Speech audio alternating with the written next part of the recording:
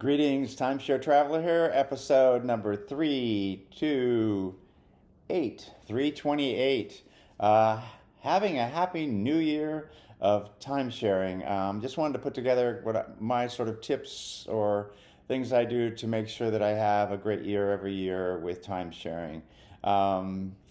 This is the keys to having happy timesharing, in my opinion. Own just enough so that you don't have waste points or don't have and you have enough. Also, get extra vacations without using points. That way you can always cycle up and down without having to buy more points, and then you'll always end up having just enough. And then take advantage of discounts, and then try something new. And that's my method of making sure that you have just enough and not too much. If you can try something new that stretches a little bit of things every year, then you know you're set where you need to be. So let me jump right in the very end. I'll tell you a little bit about my channel. Let me jump right in and tell you a little bit about owning just enough. So owning just enough, what that means is you use your points every year, or some years you can't, it's an exception, and you can roll them to the next year, but you know you're going to be able to use more that year and maybe make it a special. Some people do have a special vacation every other year, and so they save up, so that works. That means you own enough, and you're not paying a maintenance fees without usage. A lot of people get frustrated because they can never say they can never use it, and that's both an education issue and potentially not, and having too many points. Here's the other thing I want to mention: the cost of staying in a timeshare is well below renting. And what I'm doing is maintenance fees costs are well below Airbnb and hotel. And the way I calculate it is I take my total maintenance fees divided by my total points. That gives me and then times the number of points needed for vacation, and it gives me a cost. Let me get an example because I wanted to show that. Because really, what I wanted to tell you, the maintenance fees, everyone talks about they're coming forever. If you have just enough, and they're cheaper than doing it other ways, actually over time you more cover the cost of what the purchase would be. So let's look at a 3-bedroom in Waikoloa. Happens to be one that I've actually booked, and the maintenance fees is 13,920 points. That turns into, this is a Hilton Grand Vacations, that turns into 2,227. So I looked at an Airbnb in the same area to find a 3-bedroom that was a townhome. So they're comparable to the, I would potentially argue that the pools are probably better at the Hilton Grand Vacations than they are at the townhome, but that can't probably, it could be a nice townhome community and so forth. So I don't want to necessarily do that, but in general, I think the timeshare is going to be better on average. And that's $3,361, so that's a little over $1,100 savings for a 3-bedroom townhome. So it definitely shows that that's cheaper. And then I tried to actually rent the same unit, and they didn't have the 3-bedroom, wasn't available. So even the 2-bedroom is $2,800 for the same week that I had booked in May.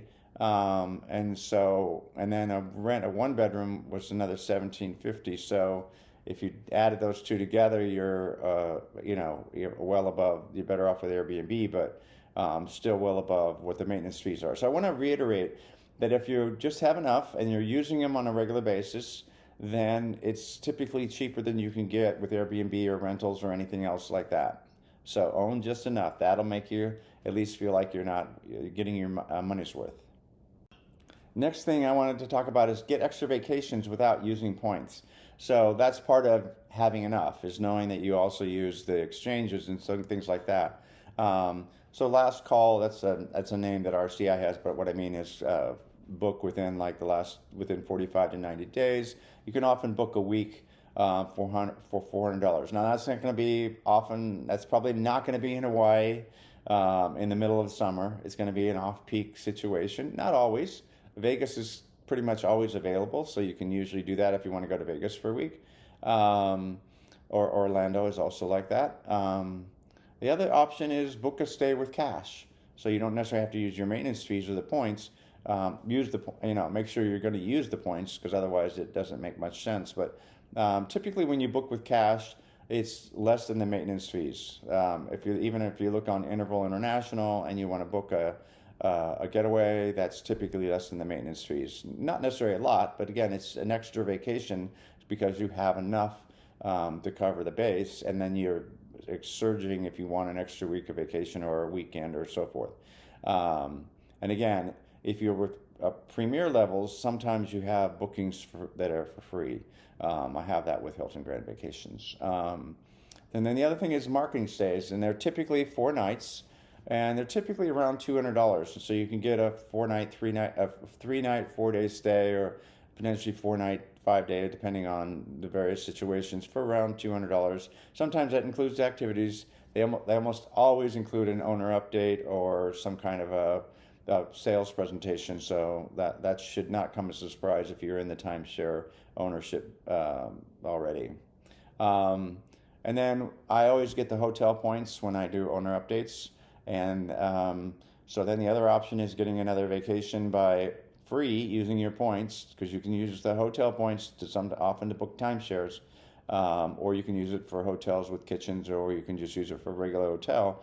But that gives you an extra vacation without using points, just because when you're often in them if you own a timeshare, you're going to have owner updates and your gifts can be the credit card, or I always take the points so that I can have an additional vacation. And then the third option I have, which is take advantage of discounts. A lot of people don't even know they exist, but each time company has specials, and know where to look for discounts. There's a special section in the Marriott one, and there's a special section in the Hilton Grand Vacations, and the specials in the WorldMark is more cash based, and they do have specials periodically as well, and they're usually on the front page or something like that, or you get an email. If you don't know where they are, just call the booking team on the 800 number, ask them, how do I find where the specials are, and they should be able to guide you through that. So you don't necessarily have to show up a sales presentation, and you don't have to try to stumble through it. You can sometimes just call and they can get you that information.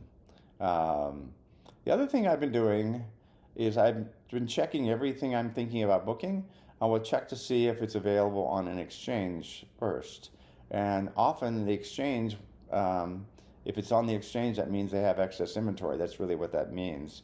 And you can sometimes get it for cheaper through the exchange than you would actually book it. The actual place that I'm in right now at the Sheraton Desert Oasis, I actually booked on the exchange versus booking it direct on Marriott, because it was less than half the cost because of that. So, and it's surprising because it's actually even New Year's. So anyway, again, you can do cash or points plus an exchange fee. So other options to look at. So take advantage of discounts wherever you can. And again, I recommend you doing that more often than not. And my last point about being a happy timeshare owner is try something new. Again, that goes back to the just have just enough. If you're constantly looking for new options or try new things, that helps you be happier with your timeshare. For example, book a trial package with a timeshare company you don't own. So a lot of people will say, "Oh, I ended up there aren't the locations I want." And well, look at some of the timeshare companies since you're knowledgeable of timeshares, look at some of the companies you don't own and do a trial package. You'll probably be in a new location. Maybe it makes sense to buy them, maybe it doesn't. But again, try something new. Use the exchange to book one of the resorts in a different timeshare company. I'm actually soon to be doing, I don't own Holiday Inn, and I'm about to stay for 2 nights in a Holiday Inn in Scottsdale, Arizona, and then I'm going to stay at a Hyatt in San Diego area, booked through an exchange, and I don't own either one of those programs. So again, try something new. Again, when people say, "Well, I can't book where I want to book," well, maybe you can if you try the exchange. Not saying that isn't a valid concern. If you're comparing it to hotels or Airbnb, there's definitely, probably safe to say, there's more availability on either one of those. But you can get greater availability than just sticking with resorts in the program. And again, book a timeshare stay with hotel points from those timeshare presentations you've attended, and try a new one, or just a short stay or something like that, just different. Try a weekend getaway. The next one, it's a little bit more of a challenge. A lot of people look at the owner updates as a dreadful thing, but I actually look at them as the programs are changing, and I've reduced the number of owner updates to go to, but I ask questions. I try to figure out what's new, if there's anything new. When you get told something like, "Oh, this is a new feature you need to do, that's why you need to upgrade," I tend to go, well, I'm not going to upgrade, but I'm going to try to do that to see if I can and see why I can't. If I can't, first of all, I want to validate that that's something I really want, not just make a decision based on a sales presentation spur of the moment. Anyway, hope this video was helpful. Don't forget to give it a like, and if you haven't subscribed, don't forget to subscribe. And now I'll tell you a little bit about my channel. Have a happy 2026. Hi, this is Cliff, and I'm the Timeshare Traveler. Welcome to my channel. The purpose of my channel is to educate those who love traveling in timeshares. I've been an owner for 15 plus years at timeshare ownership. I have elite ownership with Marriott, Hilton, and Worldmark. I have published over 100 timeshare video reviews, and I've published over 95 timeshare tips. I can be found on Facebook at Timeshare Trav, at Twitter Timeshare Trav, and on the web at www.timesharetraveler.com.